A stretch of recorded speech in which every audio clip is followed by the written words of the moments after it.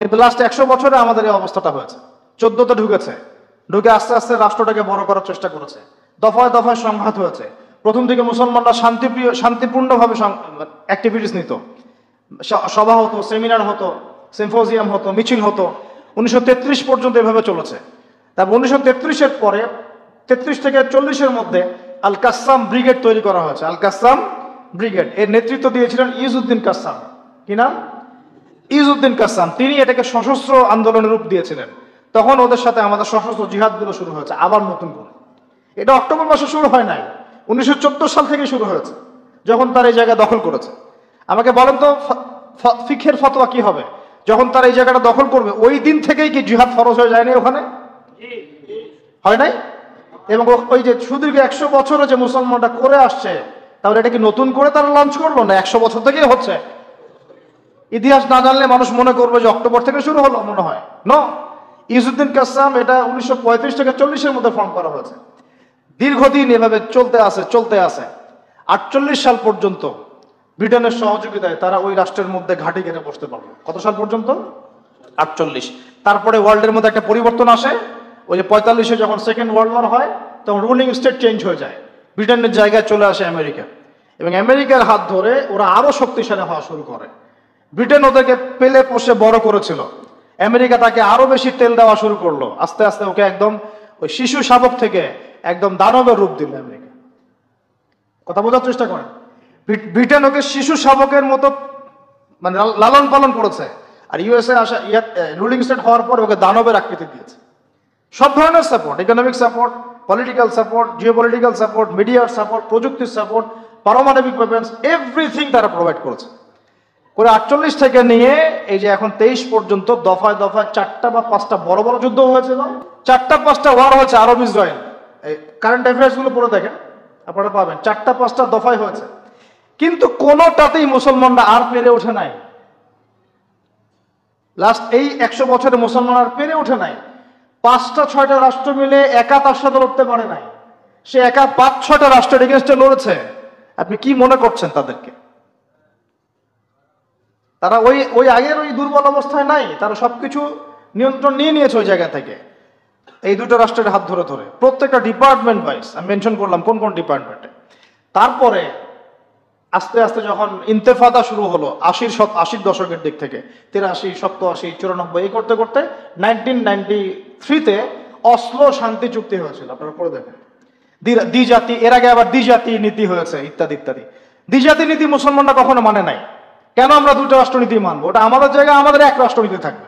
তোমরা এখানে বাইরে থেকে উড়ে এসে জুড়ে বসছো, এখান থেকে তোমরা চলে যাবা। তোমরা উড়ে এসে জুড়ে বসছো, তোমরা চলে যাবা, আমরা কেন এটাকে ভাগের নীতিতে যাব? মুসলমানরা যায়নি কখনো। অসলো শান্তি চুক্তির পরে যখন মুসলমানদের মধ্যে নমনীয়তা আসলো, তখন সৃষ্টি হয়েছে হামাস। এটা এখন হয়নি, 1993-তে 1994-এ হয়েছে, 1994 সালের দিক থেকে। তারপরে আস্তে আস্তে আস্তে আস্তে ওরা শক্তিশালী হওয়া শুরু করলো।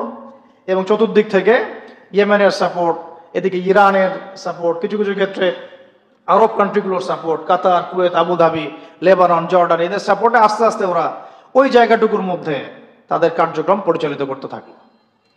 মূলত তারা মূল বিষয়টা হচ্ছে ওই জায়গাটুকু বাদ দিয়ে বাকি সব জায়গায় তারা দখল করে ফেললো। আদতে সব জায়গায় পরাধীন, শুধু ওই জায়গাটা এখন পর্যন্ত স্বাধীন। কথা কি বুঝতে পারেন নাই? আদতে এই লাস্ট 100 বছরে তারা আরবের উপর নিয়ন্ত্রণ নিল। মাত্র এই 90 বছরে তারা মোটামুটি ভাবে 80 থেকে 85% জায়গা দখল করে ফেললো। এদিকে পশ্চিম তীর বাদ দিয়ে আর গাজা বাদ দিয়ে বাকি থাকলো অল্প কিছু ল্যান্ড। এই ল্যান্ডটুকুর মধ্যে মুসলমান ভাইরা তাদের কাছে যা আছে এটা দিয়ে প্রতিহত করা শুরু করলো। দফায় দফায় দফায় দফায় প্রত্যেক বছর রমজান মাসে হামলা হচ্ছে, মসজিদ থেকে বের করে দেওয়া হচ্ছে। এখন তো দেখছেন নতুন করে হিস্ট্রিগুলো আবার মানুষের স্মৃতিতে আসছে। আমরা খুব ইতিহাস বলা জাতি, ইস্যু পাগল জাতি। একটা ইস্যু সামনে আসলে আমরা তখন চর্চা করি, তারপর আমরা ভুলে যাই আবার। ঠিক আছে, আমরা কনফারেন্স করলাম, অনেক কিছু করলাম, লেখালেখি করলাম, ফেসবুক কাঁপাই দিলাম, দেখেন আস্তে আস্তে সব ঠান্ডা হয়ে গেছে আবার। আমরা হচ্ছে এরকম একটা জাতি। এই কারণেই আমাদের স্মৃতিতে যেন এটা জীবিত থাকে, এই জন্য প্রত্যেকটা লেকচারের মধ্যে আলাক্সা ইস্যু আসা উচিত। কেন? কারণ এটা আমাদের ফাইনাল ডেস্টিনেশন। কেমন করে বোঝাচ্ছি, এখান থেকে শেষ করে দেব 2 মিনিটে। এই যে তারা পুরো জায়গাটার উপর এত জুলুম করলো এবং মুসলমানরা তাদের জান মাল সময় শ্রম দিয়ে সর্বোচ্চ শক্তি দিয়ে প্রতিহত করার চেষ্টা করলো, আপনাদের কি মনে হয় কতগুলো মুসলমান মারা গেছে? আমি আপনাদেরকে একটা পরিসংখ্যান বলে দিই। প্রতিদিন গড়ে 2.5 জন করে, প্রতিদিন গড়ে 2.5 জন করে মুসলমানকে মারা হয়েছে। কত লক্ষ দিনী বোনকে উঠানো হয়েছে তার ঠিক নাই। কত ভাই কারাগারে এখন নির্মম নির্যাতন সহ্য করছেন ঠিক নাই। কতজনকে গুপ্ত হত্যা করে মারা হয়েছে ঠিক নাই। কতগুলো বাচ্চাকে মারা হয়েছে তারও ঠিক নাই।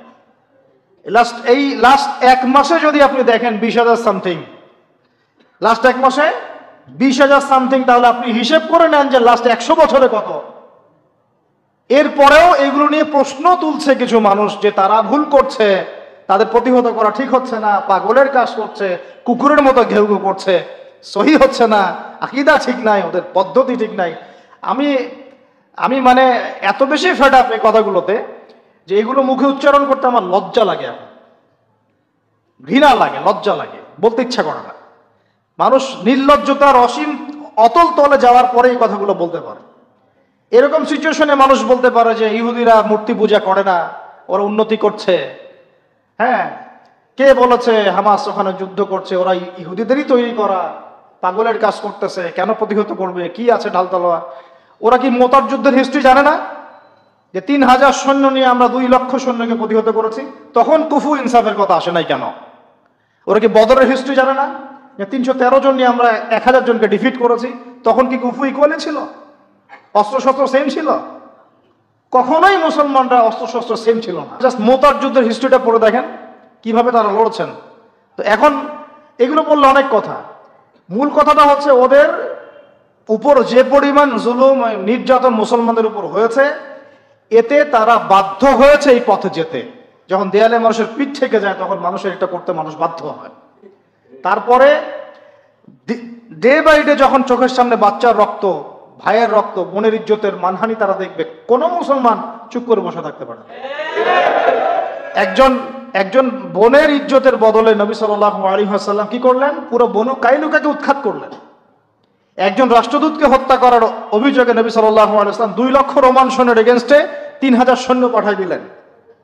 কই মুসলমানরা তো কখনো এরকম করে চিন্তা করে নাই? ওদের 1,000 হলে আমারও 1,000 হতে হবে। আর আমরাই তো ওদেরকে একা ছেড়ে দিলাম। এখানে আশপাশের আরব রাষ্ট্রের ভূমিকা কি? পুরো বিশ্বের মুসলিম রাষ্ট্রগুলোর কি ভূমিকা? তেল বয়কটের কি ভূমিকা? পণ্য বয়কটের কি ভূমিকা? ঐক্যবদ্ধ সামরিক বাহিনী গঠনের বিষয়ে আমরা কতটুকু তৎপর? আমরা যারা নিউক্লিয়ার মিসাইলস বিলং করি তারাই বা কতটুকু এদেরকে হেল্প করেছে? আমরাই বা আমাদের দায়িত্ব কতটুকু পালন করেছি? এখন যাদের কিছুই নাই, শেষমেশ ঢাল তলোয়ার নিয়ে লড়তেছে, ওদেরকে আপনি আঙ্গুল তুলে আন্ডারস্টিমেট করতে যাচ্ছেন?